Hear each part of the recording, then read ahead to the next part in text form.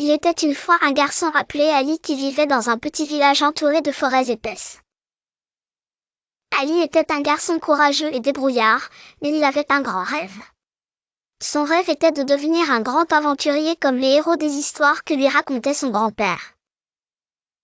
Chaque jour après l'école, Ali aidait sa mère et son père dans les champs. Mais il aimait surtout se promener seul dans la forêt, en découvrant les arbres et les animaux qui vivaient là. Un jour, alors qu'il se promenait, Ali trouva une hache cachée sous de vieilles feuilles.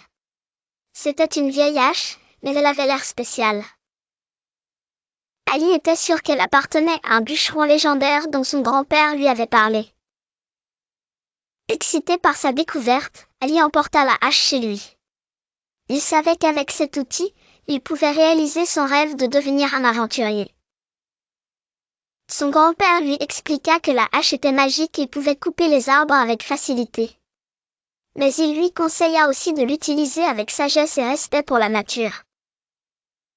Ali, bien décidé à prouver sa bravoure et son intelligence, commença à utiliser la hache pour aider les villageois.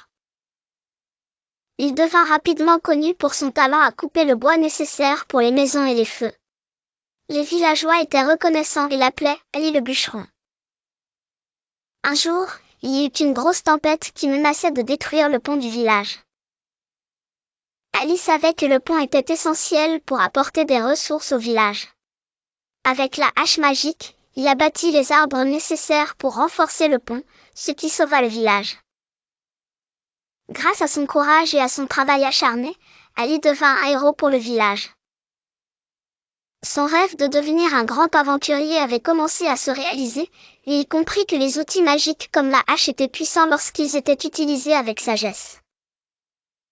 Ainsi, Ali continua à grandir et à apprendre. Il devint non seulement un bûcheron respecté mais aussi un protecteur de la forêt et un ami des arbres. Cette aventure lui avait appris à toujours écouter la nature et à respecter la magie en elle. Et il vécut heureux, continuant à écrire son histoire chaque jour.